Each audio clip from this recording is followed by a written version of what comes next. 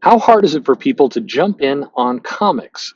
Lately, well, not just lately, last few years, that's been cited as one of the biggest barriers to attracting new readership, with some going as far as to say, we've got to blow everything up. We've got to blow it up and start all over again, because if we don't, there's no way new readers are going to come in. Is that true? Let's go into that.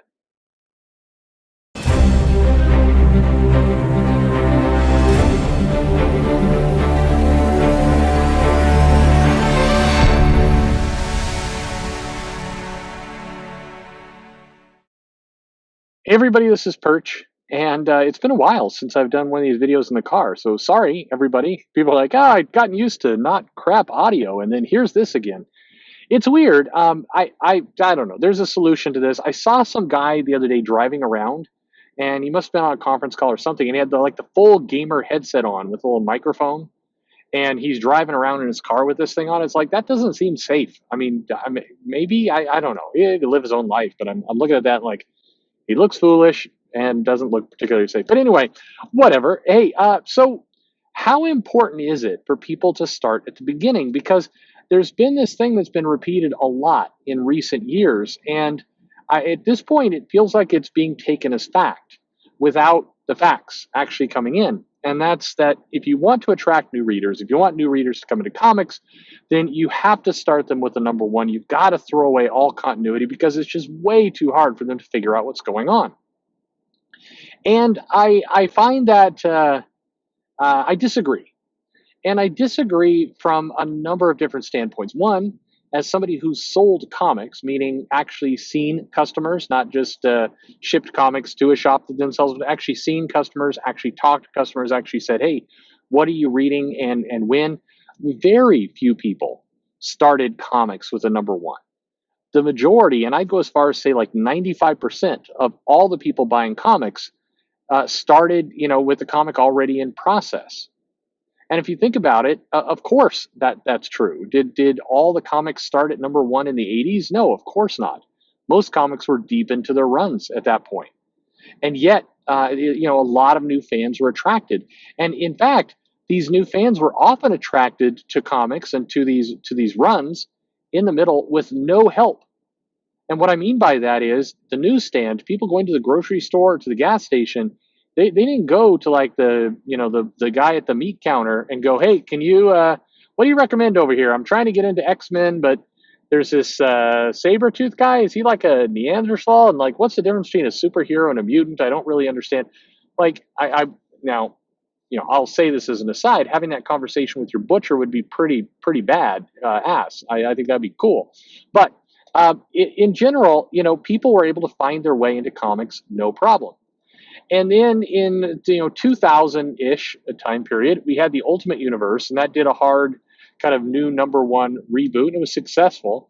And in some cases, I think people took the wrong message from that. It was successful because it was something clean, it was something new. But a lot of the people coming in to buy Ultimate Comics from me were existing comic fans who are excited to see kind of this new Elseworlds like take.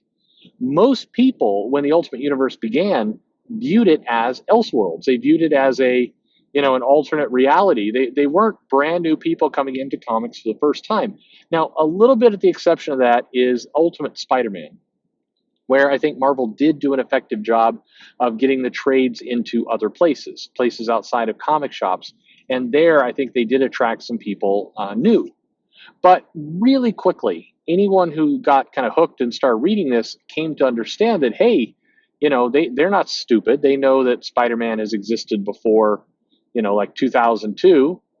So they go back and they look. I mean, people know that these brands exist. It's not a surprise to them. But as we got into the teens here in the last 10 years, Marvel started relaunching everything rapidly. And part of the reason why they did that was to try and say, it's too hard for new readers. They get confused if we don't have a nice number one to start them with. But the sales do not indicate that that's true unless all these new fans, these new readers, were coming in, buying the number one issue, deciding it sucks, and then not buying number two. But and beyond that, again, these were the numbers that they were tracking to show the success of the number one issues are sales to comic shops, not sales to actual in customers.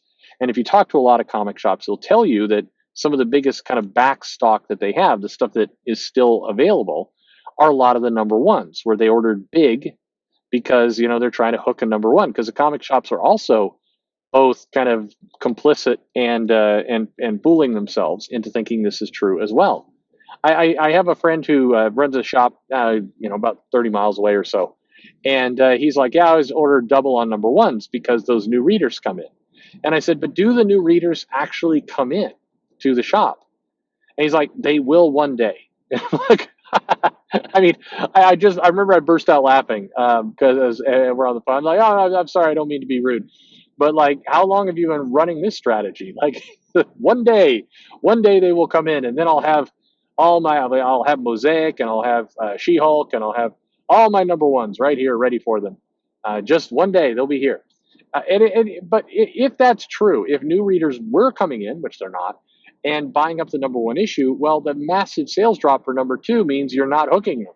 So therefore, like, even if that was the case, then you'd have to argue your overall publishing strategy is a complete dismal failure, because you're losing all those customers you're obtaining in 30 days, that's bad news for you. But in general, the other big piece of evidence I'd point to is TV. It turns out that TV seasons do not reboot themselves every season, because there's no possible way that people will be able to come in and see this stuff. And I mean, I know that, in the last 10 years or so, we're all privileged to have on demand services. We can go back, we get caught up on a season that maybe, we weren't watching, but then somebody pointed us to, and, now we have access to that. But for the 70s, the 80s, the 90s, part of the aughts, that did not exist. And yet somehow TV seasons were able to, attract new viewers and, grow their audiences at different times. They didn't have to go, "Hey, okay, it's, we're on our fifth season of The Simpsons here, but it's time we completely rebooted it and we started over and we explained who these characters are, and, it's way too complicated. Oh, and by the way, oh my God, the baby, it's been like 30 years and that baby's still a baby. How are we supposed to explain that to our viewers, that the baby's still a baby? I mean, God, we got to grow her up. It's time we killed off Homer and we got Bart married to somebody, and Lisa can be in a same-sex relationship because we got to appeal to that demographic. I that sounds absurd, right? I mean, it sounds absurd to me, although I suspect there's somebody out there who's like nodding around like aggressively, like, "Oh man, you're right. They do need to do that." No, they don't. TV has managed to keep people and welcome new people into the fold. I mean, Game of Thrones is a classic example of a series that somehow managed to attract new viewers in season 2, 3, and 4. And it wasn't just the boobs. There were other things that were drawing people into that show. I think that it's for whatever reason, comics has got itself fixated on this idea that things are way too, like, oh, we're making way too complicated stories. It's so hard to oh man, nobody can figure out what's going on. So we have to make it as dumb as possible, which is a weird take, considering you are a form of entertainment. You're sequential art that requires, reading skills and some comprehension and memory skills and the ability to digest, art and words without having completely handed to you on a silver platter. I mean, I think you have to be, reasonably intelligent to read comics. Not all comics, but many comics. You have to be reasonably intelligent.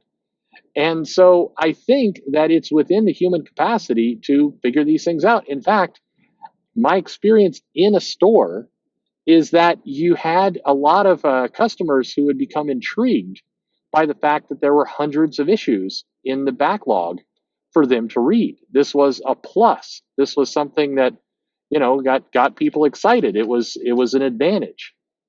And I think that what you see is, people, comic publishers, willingly giving away that advantage for no good reason now. And that's weird. I'm just telling you from the perspective of somebody who was in a shop selling comics to actual consumers, asking them what they like, what they don't like, watching those trends. The whole number issue, the confusion, it's not true. It's not a problem. And the more comic publishers fixate on this stuff, the more I think it hides them from what the true problems are. That's my opinion. What's yours? Hey, leave a comment below. Like, agree. Like if you agree. Dislike if you absolutely disagree. It's stupid. We got to reboot everything to number one, and that's what we need to do. It should all look like Steven Universe art. No, I'm sorry. I'm just kidding. Just kidding. Just kidding. That got me some downvotes right there. Anyway, follow me on social media. Shoot me an email. But most importantly, thanks for listening.